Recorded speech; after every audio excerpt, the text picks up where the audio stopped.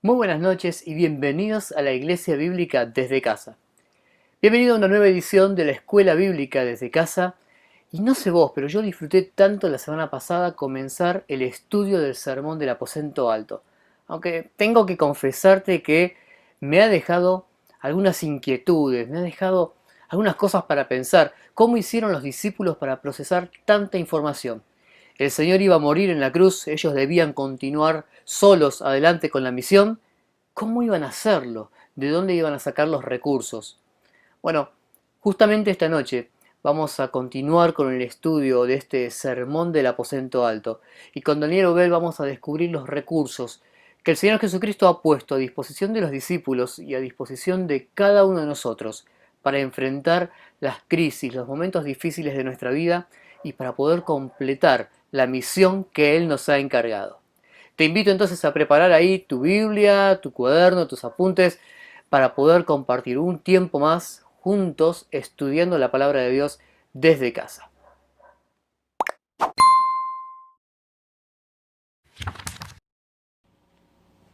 Muy bien, muy buenos días queridos hermanos, qué alegría poder estar otra vez compartiendo la palabra de Dios y quién sabe, ¿no? Hasta cuándo seguimos de esta manera, pero qué bueno es que podamos tener este tiempo para estudiar su palabra. ¿Cuánto necesitamos de su palabra en este tiempo? Por eso les invito a orar y pedir la bendición de Dios.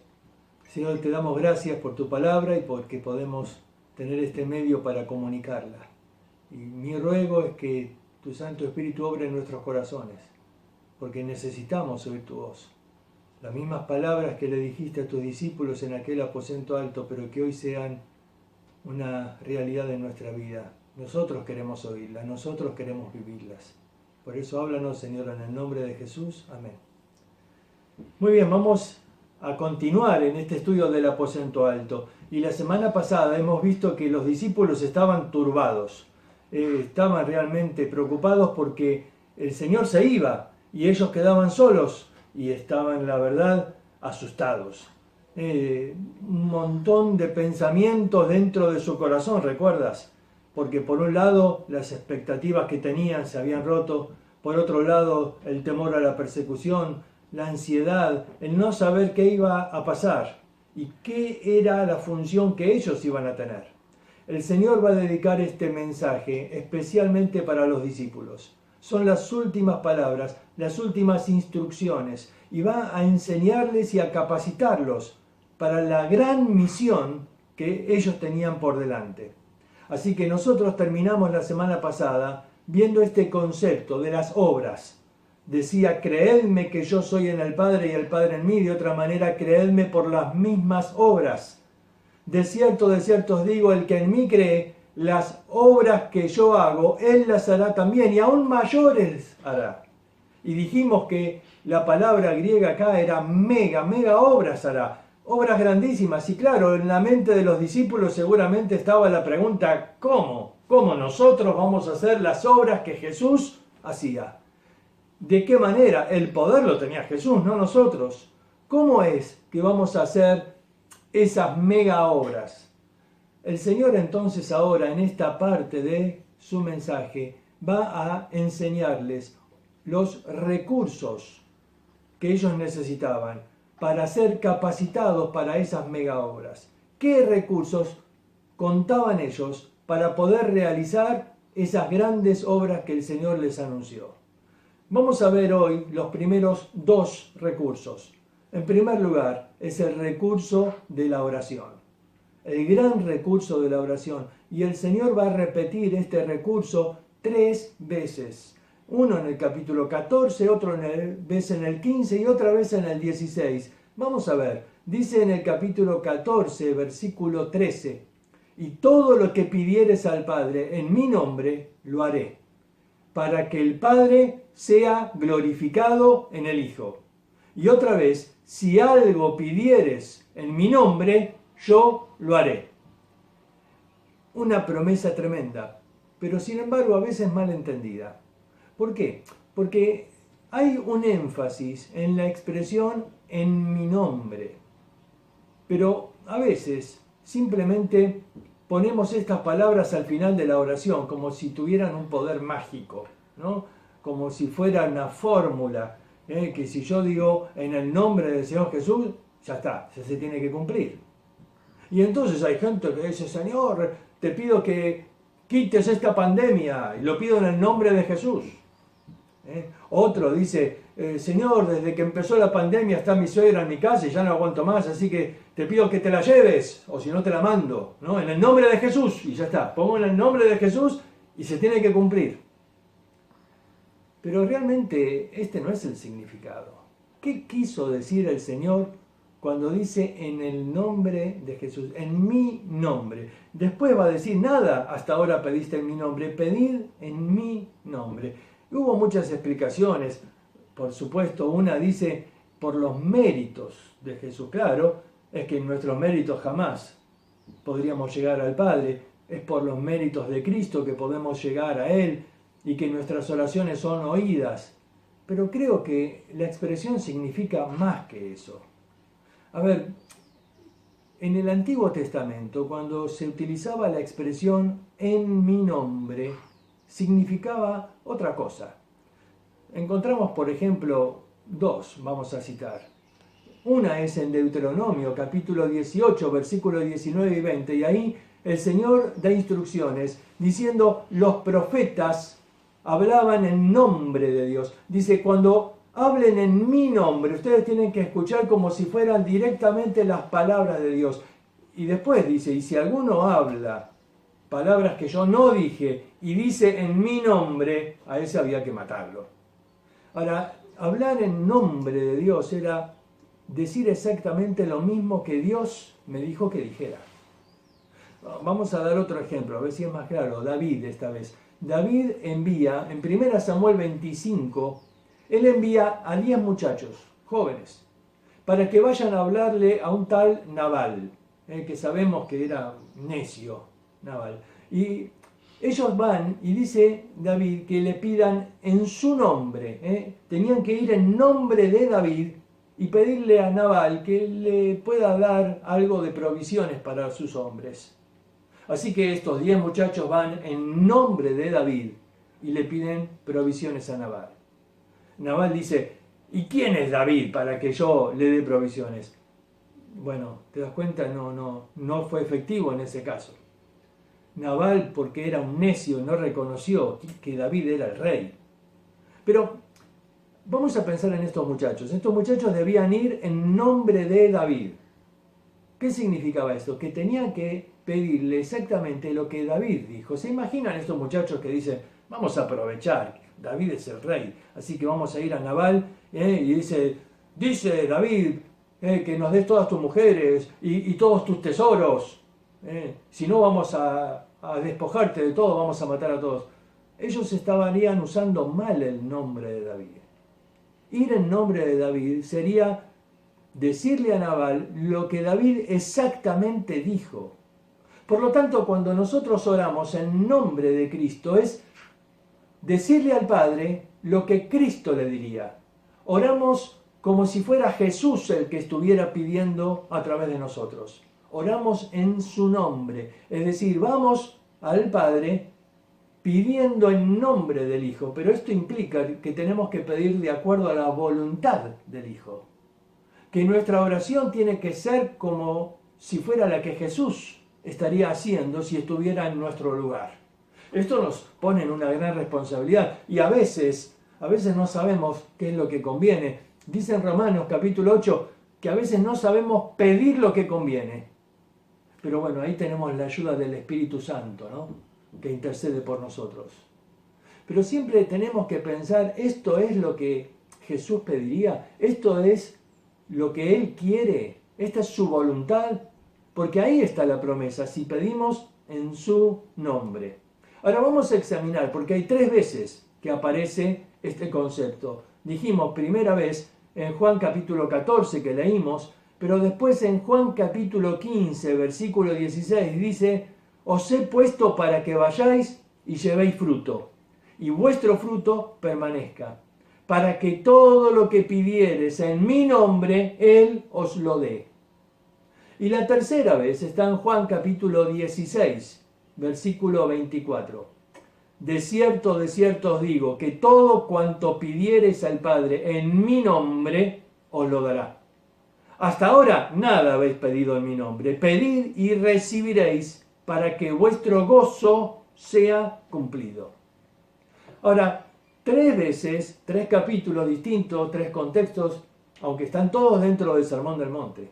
Perdón, del aposento alto. Del aposento alto. Vamos a ver cada uno de ellos. En Juan capítulo 14, el Señor dice que debemos pedir en cuanto a las obras. Jesús dice así: las obras que yo hago, ustedes harán, y aún mayores, mega obras harán. Los discípulos dijeron, pero ¿cómo? ¿Cómo hacemos? Y entonces dice inmediatamente, pedid en mi nombre, y yo lo haré para que el Padre sea glorificado. Presta atención, el contexto acá es pedir para hacer las obras que Cristo podría haber hecho si estuviera acá. Pedir para las obras. Y dice Jesús ahí una promesa, pedid en mi nombre, pero dice, yo lo haré. Jesús es el que va a encargarse de responder, yo lo haré. Y dice el motivo, el propósito, dice, para que el Padre sea glorificado, es decir, para gloria de Dios. Aquí encontramos el primer contexto. Debemos pedir para que Jesús pueda hacer esas obras que Él hubiera hecho y que estas obras sean para la gloria de Dios. Hace ya justamente un año, en este tiempo, que mi suegro estuvo internado por algo que nos sorprendió a todos. Una gran piedra que atravesó su intestino, el duodeno, y de pronto su vida estaba en peligro. Hicieron una operación muy riesgosa.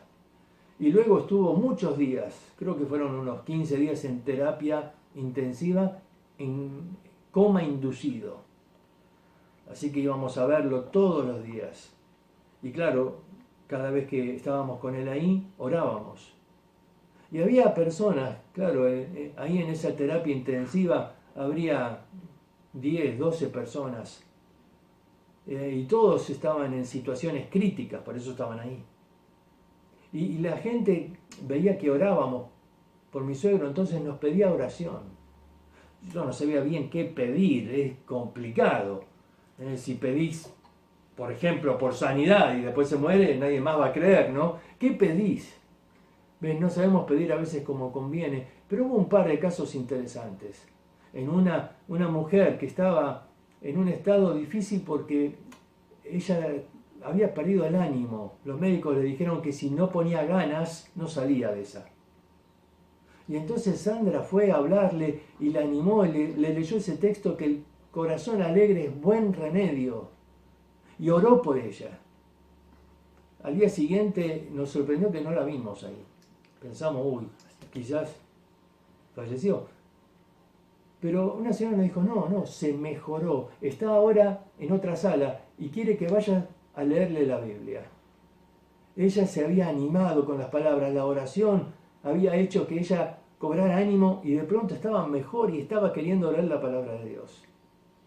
Otro hombre que estaba cerca ahí, realmente en un cuadro lamentable, varios días estaba ya en una situación donde vivía artificialmente, con una máquina que hacía todo por él, y los médicos ya habían determinado ya cortarle, sacarle la máquina, y le dijeron a la esposa, bueno, si le sacamos la máquina no pasa de esta noche. Entonces la mujer me pidió que ore y me contó la situación. Era un hombre abusador, maltratador, los hijos no querían ni verlo. Y ella decía, yo no quiero que se vaya así, y no quiero que mis hijos queden con esa imagen del Padre y vivan con esa amargura de todo lo que Él les hizo. Entonces oré por él y pedí a Dios que le dé una oportunidad de que este hombre pueda conocerle y una oportunidad para que pueda arreglar la situación con los hijos, para que se vaya bien. Esa noche lo desconectaron. Al día siguiente no sabíamos si lo íbamos a ver.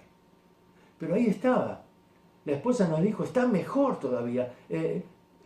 Todos los médicos están sorprendidos. Pensaban que él iba a morir cuando le quitaban la máquina. Pero al contrario, despertó Y lo primero que hizo es pidió que vengan los hijos. Y los hijos fueron y él pudo pedirles perdón. Y hubo un cambio, hasta en su rostro se notó el cambio. ¿Te das cuenta? Dios responde la oración. Hubo obras ahí, y obras que glorificaron a Dios, porque aún los hijos pudieron ver el testimonio, y aún un nieto de él pudo recibir un testimonio, porque, claro, cuando ves que Dios hace una obra así, eso te toca el corazón. ¿Te das cuenta?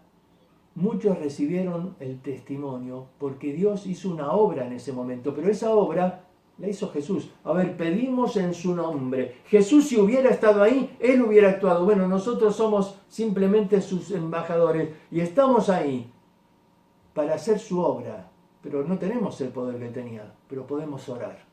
Podemos orar y pedir para que él haga la obra en nombre de Jesús y para que Dios sea glorificado. Ahora, la situación en Juan capítulo 15 es diferente.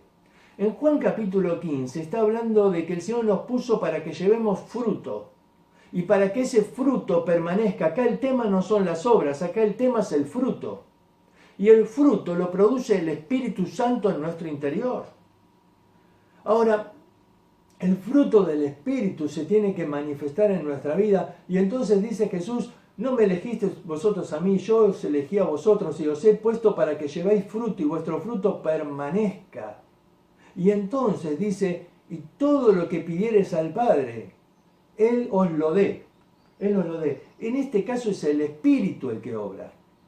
Es el Espíritu el que obra. Ahora, inmediatamente, cuando Jesús termina de decir esta palabra, dice: y esto les mando, que os améis unos a otros. Uno dice: a ver, ¿qué tiene que ver el amor con el fruto del cual venía hablando?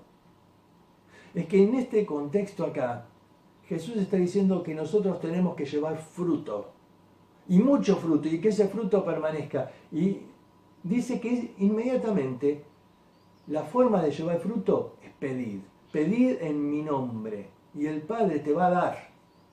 El Espíritu Santo va a producir ese fruto. Inmediatamente dice: y que os améis unos a otros. Y me imagino a Pedro mirándolo ahí a Judas, ¿no? A este, ¿cómo lo voy a amar a este? ¿No? Y me imagino ahí la tensión que había. ¿Se acuerdan que entraron discutiendo a la cena? ¿Cómo voy a amar a este? El fruto del Espíritu puede producir en nosotros el carácter de Cristo. Ahora, tenemos que orar para hacer obras, pero tenemos que orar para ser como Cristo.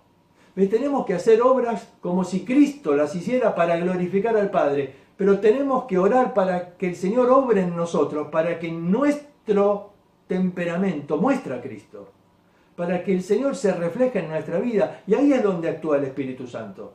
Porque el fruto del Espíritu es amor, es gozo, es paz, es benignidad, bondad, fe, mansedumbre, es templanza. Y uno dice: no, porque yo no puedo controlar mi carácter, yo no puedo.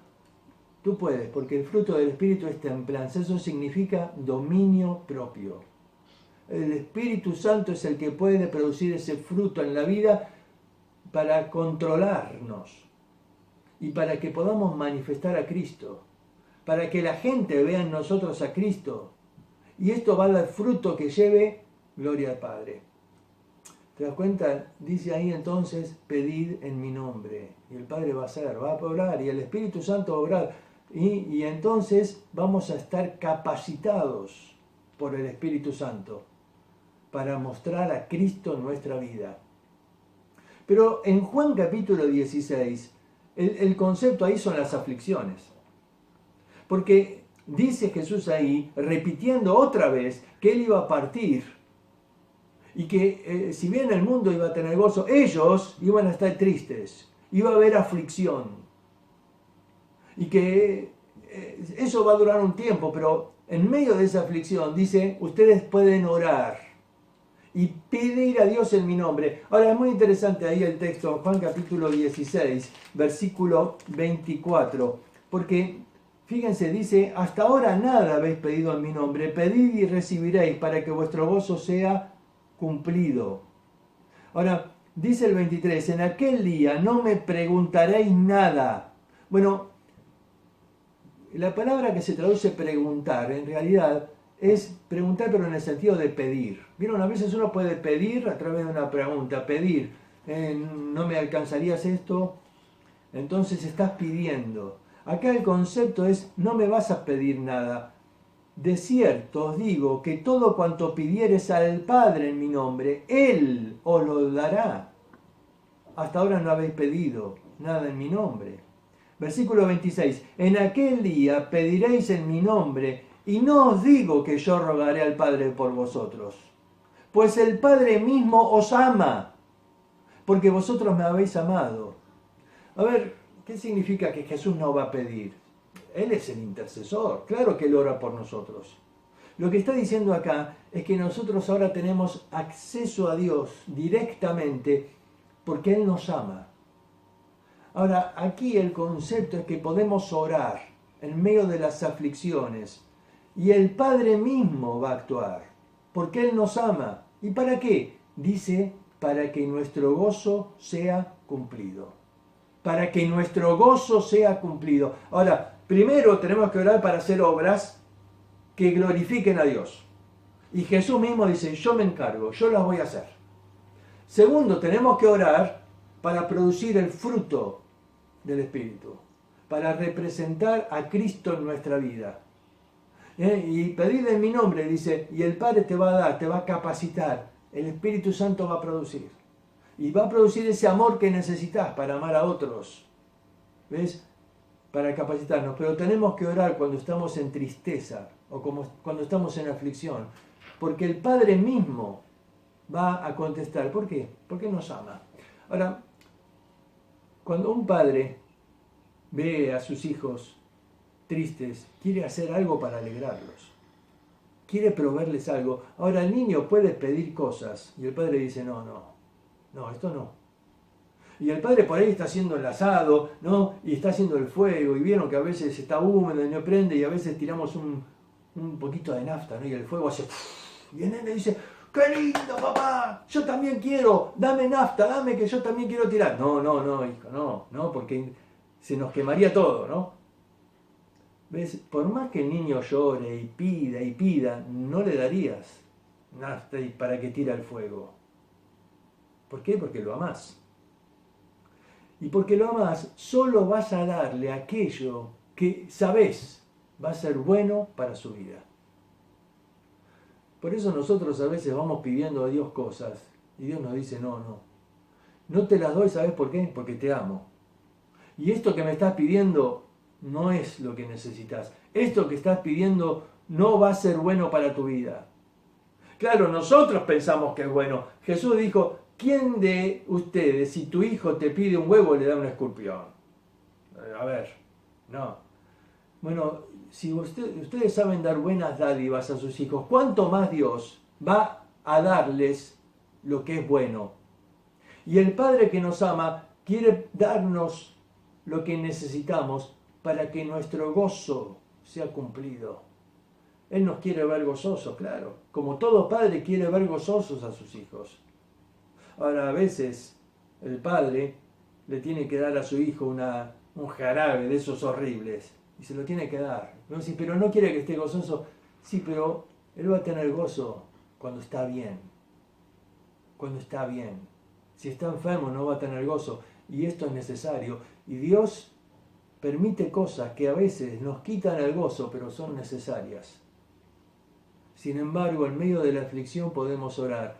Qué recurso maravilloso el Señor nos dio, la oración. Creo que todavía ninguno de nosotros ha descubierto el potencial que hay encerrado en la oración.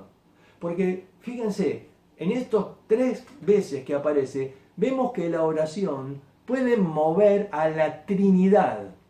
Y que el mismo Jesús actúa en respuesta a la oración, y el Espíritu actúa en respuesta a la oración, y el Padre actúa en respuesta a la oración. La oración es un recurso que creo que los creyentes están desperdiciando. Oramos simplemente cuando tenemos alguna necesidad y oramos conforme a nuestra voluntad. Y pocas veces oramos pensando qué es lo que pediría Jesús si estuviera en mi lugar. ¿Qué es lo que Él oraría? ¿Qué es aquello que estaba en el corazón de Jesús? ¿Qué era lo que él se sentía movido a clamar al Padre? Porque yo tengo que orar como Jesús, en el nombre de Jesús. Eso significa en el nombre, como si fuera Jesús orando. Pedir al Padre en el nombre de Jesús. Pero tenemos que ir al segundo recurso. No solamente la oración es el primer recurso, sino también el Espíritu Santo. El Espíritu Santo. Y entonces ahí en Juan capítulo 14 va Jesús a decir en el versículo 16, y yo rogaré al Padre y os dará otro consolador para que esté con vosotros para siempre. El Espíritu de verdad, el cual el mundo no puede recibir, porque no le ve ni le conoce. Pero vosotros le conocéis, porque mora con vosotros y estará en vosotros. Ahora Jesús va a enseñar del Espíritu Santo con una claridad como en pocos otros lugares de la Escritura. Y en este momento al Espíritu Santo él lo llama el Paracletos. Paracletos, claro, se ha traducido consolador y quizás no es la mejor palabra. Consolador no encierra todo el significado que el Espíritu Santo es para nosotros. El consolador, a ver, el Paracleto, vamos a ver. En primer lugar tenemos que marcar una palabrita antes de consolador, y es la palabra otro. Dice, os dará otro consolador. En griego hay dos palabras que se pueden traducir otro. En primer lugar, la palabra heteros, de donde viene heterogéneo. Esa palabra se usa, por ejemplo, Hebreos 7:11, y está hablando ahí de otro pacto, diferente, otro. A ver, la palabra otro, cuando es heteros, es otro distinto. Pero la palabra que usa acá no es heteros, sino es la palabra alios. Y esta palabra significa otro de la misma especie. Jesús dice acá, yo rogaré al Padre y os dará otro consolador, es decir, otro de la misma especie, otro como yo, alguien que va a reemplazarme. Y luego en el capítulo 16 va a decir, os conviene que yo me vaya. Porque, a ver, Jesús no podría estar al lado de cada creyente en todo el mundo. Su cuerpo físico lo limitaba en un lugar, pero el Espíritu Santo puede estar en todos nosotros. Y él dice, él va a hacer lo que yo hice en este tiempo, otro como yo. Él les va a enseñar, él les va a capacitar. A ver, ¿qué significa esta expresión consolador? ¿Qué era el Paracletos? Vamos a pensar, el Paracletos significa alguien llamado a mi lado. Viene de la palabra para, que es al lado, y kletos, llamado. Ahora, tenía muchos usos en aquella época. Jesús es llamado Paracletos en 1 Juan 2:1, cuando se lo traduce abogado. Abogado tenemos para con el Padre. El Paracleto era alguien que estaba al lado del acusado para defenderlo. Pero esa no es función del Espíritu Santo. Él no está aquí para defendernos. Eso es función de Jesús, en el cielo, delante del Padre. Pero ¿y el Espíritu Santo? Bueno, es alguien que está llamado a nuestro lado para ayudar, para capacitar, para animar y para fortalecer. Quizás estas 4 palabras son las que mejor describen. Alguien que está a nuestro lado para ayudar, para capacitar, para animar, para fortalecer. Vamos a ver este ejemplo. Cuando un niño aprende a caminar, ¿no? Muchas veces se cae. Claro, son torpes cuando comienzan a caminar. Les cuesta controlar los movimientos, les cuesta pararse nuevamente. Y entonces, ¿qué necesita el niño? Que el padre venga y lo ayude a dar esos primeros pasos. Ahí está el Paracleto. Viene a su lado para sostenerlo, para ayudarlo a dar esos primeros pasos. ¿Te das cuenta? El Paracleto, el que viene a nuestro lado para ayudarnos a caminar, para capacitarnos, para sostenernos. Mira, nosotros encontramos que en la vida cristiana tenemos órdenes que nos cuestan mucho. Hace un momento dijimos el ejemplo del amor. Nos cuesta amar como Jesús amó. No podemos amar a todos igual. Jesús dijo, sin embargo, este mandamiento te doy, que os améis unos a otros, pero no a tu manera, como yo os he amado. Y uno dice, pero Señor, me cuesta mucho. Pero el fruto del Espíritu es amor. ¿Ves? Él nos capacita para que podamos cumplir con la orden que nos dio el Señor. Vamos a ver otro ejemplo. Dice 1 Tesalonicenses, también os rogamos, hermanos, que seáis pacientes para con todos. ¿No te pasa que con alguien decís, pero Señor, a este ya no lo aguanto más, se me acabó la paciencia? Quizás se acabó tu paciencia, pero el fruto del Espíritu es paciencia. Es paciencia, ¿ves? Es la capacidad de soportar a personas que quizás nos la hacen difícil, ¿no? Pero el fruto del Espíritu es paciencia. Y dice también, por ejemplo, en Efesios 4:32, dice, antes sed benignos unos con otros, misericordiosos, perdonándonos unos a otros como también os perdonó a vosotros en Cristo. Ser benigno está relacionado aquí con el perdón, con un espíritu agradable, no con alguien con cara larga que te mira así con esa dureza o con ese rostro con amargura. No, ser benigno es alguien que te perdona, pero de tal manera que no te hace sentir mal. Y de pronto uno dice, me cuesta, bueno, pero el fruto del Espíritu es benignidad. Y así podríamos seguir con cada uno, ¿no? Porque el fruto del Espíritu en realidad nos capacita para que podamos cumplir. Por eso el Señor le dijo en el libro de los Hechos, en el capítulo 1, recibiréis poder cuando haya venido sobre vosotros el Espíritu Santo y entonces me seréis testigos. ¿Ves? Un testigo es alguien que va a mostrar a Cristo. Va a ser su testigo.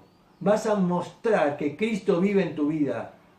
Vas a mostrar que vale la pena vivir la vida cristiana. Vas a mostrar a Cristo. Y uno dice, ¿cómo? Bueno, el fruto del Espíritu nos capacita.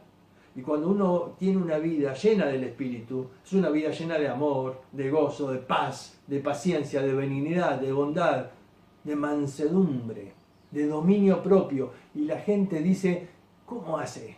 ¿Cómo hace esta persona? ¿Cómo puede sacar gozo en esa circunstancia? ¿Cómo puede amar a él? ¿Cómo puede responder así? Y ahí somos testigos. Nos capacita para ser testigos. Pero vamos a ver otro ejemplo, porque esta palabra paracletos tenía otros usos en aquel tiempo. Por ejemplo, los griegos eran muy conocidos por las flotas que tenían. Tenían flotas con las cuales ellos ganaron muchísimas guerras. El problema de los soldados que iban en esos barcos es que tardaba mucho tiempo el barco en llegar hasta el lugar del combate. Y pasaba por ahí meses. Y entonces podía perder el ánimo. En la guerra es fundamental que el soldado esté dispuesto a dar la vida por su país, por su familia. Pero a veces el tiempo hacía que se desanimen y no estaban por ahí listos para la guerra. Así que en esa flota los griegos tenían un barquito. Mirá, ¿ves este barquito? Muy especial. Fíjate, este barquito tiene acá adelante el lugar para que se coloque una persona. Es como un púlpito en el agua. Un barquito chiquito que podría moverse y pararse y ponerse al lado de cada barco. Aquí colocaban a uno de los mejores oradores que ellos podían tener. Y el encargado de este orador llevaban este barquito, lo ponían al lado del otro gran barco donde iban los soldados. Y este orador los arengaba para la batalla. Les infundía ánimo para que puedan pelear y dar la vida. ¿Sabes cómo se llamaba ese barquito? Justamente este barquito se llamaba el Paracleto. El Paracleto. Era el que iba al lado para animar, para fortalecer al que estaba desanimado y para transmitirle ese fervor. Y el Espíritu Santo hace eso en nuestra vida. Mira, Timoteo era un muchacho que muchas veces luchaba con su temperamento, a veces se avergonzaba. ¿Cómo sabemos? Bueno, porque en 1 y 2 Timoteo, Pablo 5 veces le tiene que decir no te avergüences. Evidentemente tenía un problema ahí. Y en un momento Pablo le dice, el Señor no nos dio un espíritu de cobardía, sino de poder, de amor y de dominio propio. A ver, él puede encender el fuego de ese amor y puede darte ese dominio propio para aún esa vergüenza y esa timidez pueda ser dominada por Él y animarte a hablar cuando humanamente pensás que no podés hablar. A veces el Espíritu Santo, y a veces, no sé si te ha pasado, a mí me ha pasado, que no me animaba a hablar en la escuela, donde todos se burlaban y se reían de mí. Y en un momento el Señor hace lo que Él siempre hace. Crea oportunidades, utiliza circunstancias. Y en un momento me vi frente a ellos con la necesidad de tener que hablarles algo. Y no quería hablar y no sabía cómo hablar. Pero el Espíritu Santo usó, me animó, me dijo dale. Y ahí Él puso palabras y pude dar testimonio. ¿Te das cuenta? El Señor puede usarnos, aun cuando pensamos que no podemos, porque el Espíritu Santo está en nosotros como el Paracleto. Ahora, el Espíritu Santo también nos ayuda en nuestra debilidad. Encontramos en Romanos capítulo 7 a Pablo afligido porque decía, yo sé que en mí, esto es en mi carne, no mora el bien. El querer el bien está en mí, pero no el hacerlo. No hago el bien que quiero, sino el mal que no quiero. Eso hago. Y ves, hay un conflicto a veces en el interior, un conflicto. Y a veces el hombre no controla su temperamento, ¿no? Y respondió con una palabra fuerte, dura, y después se da cuenta que hizo daño, que esa palabra causó una herida. Y dice, yo no quería decir eso, yo no quería lastimar, yo no quería herir, pero lo terminás haciendo. Y uno se siente como Pablo ahí, miserable. ¿Quién me va a librar de este cuerpo? Porque no logro poder contenerme y hago daño a otros y no quiero. Gracias a Dios que Pablo no termina en el capítulo 7. Nos hubiera dejado angustiados a todos. Él sigue en el capítulo 8 y en el capítulo 8 nos va a dar la clave, nos va a decir que el Espíritu Santo lo capacita, es el Paracleto. Y él va a decir, sí, es verdad, en mi carne siempre está el pecado que quiere aflorar y tomar el control. Pero hay otra ley, la del Espíritu de vida en Cristo Jesús, que me libra del pecado y de la muerte. Que el concepto es que es más poderoso, por eso me puede librar. A ver, la figura del avión está con un propósito. No porque extrañamos volar en la pandemia, por otro, es porque hay una ley de gravedad que nos tira hacia abajo, ¿no? Pero nosotros vemos que el avión vence la ley de gravedad. Hay otra ley superior, la de la aerodinámica, que vence la ley de gravedad. Y por eso el avión no cae. Bueno, a veces cae, pero es otro problema. El asunto es que si se cumple la ley de la aerodinámica, vence a la ley de gravedad. ¿Ves? Cuando en tu vida el Espíritu es el que toma el control. Estás lleno del Espíritu. Esto significa que Él toma el control. Dejas que el Paracleto, el que vino a capacitarte, a ayudarte, tome el control. Vence a la ley del pecado que mora en nosotros. Uno dice, ¿cómo puedo hacer para sujetar ese temperamento, para tener ese dominio? Es el Espíritu Santo. El Señor dice, yo no te dejé solo, no te abandoné, te dejé al Espíritu Santo, para que te capacite, para que te controle, para que Él pueda reproducir el carácter de Cristo en tu vida. Ahora, el Señor va a decirnos más cosas del Espíritu Santo, pero se nos acabó el tiempo hoy. Así que tenemos que terminar ahora y nos quedan pendientes un par de cosas más acerca del Espíritu Santo y luego ver otros recursos que el Señor dio para que podamos hacer esas mega obras.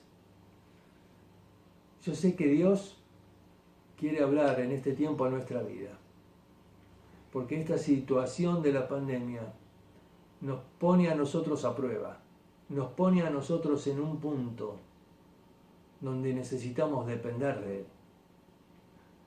Sobre todo porque los pronósticos dicen que esto va para largo, que no sabemos, quizás la pandemia pase, pero las consecuencias, los problemas económicos, y sé que muchos están afligidos por eso. Pero aquí dice, puedes orar al Señor.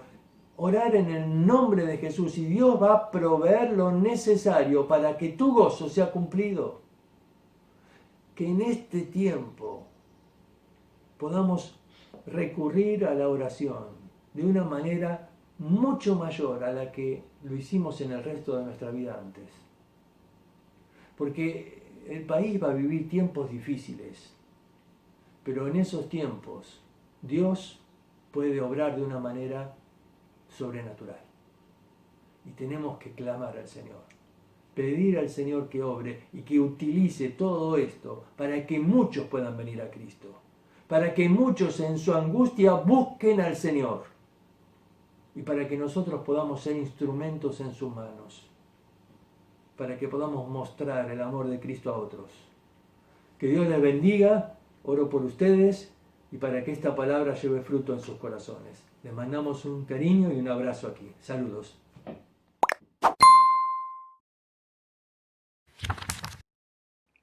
Muchas gracias, Dani, una vez más por este tiempo con la palabra de Dios.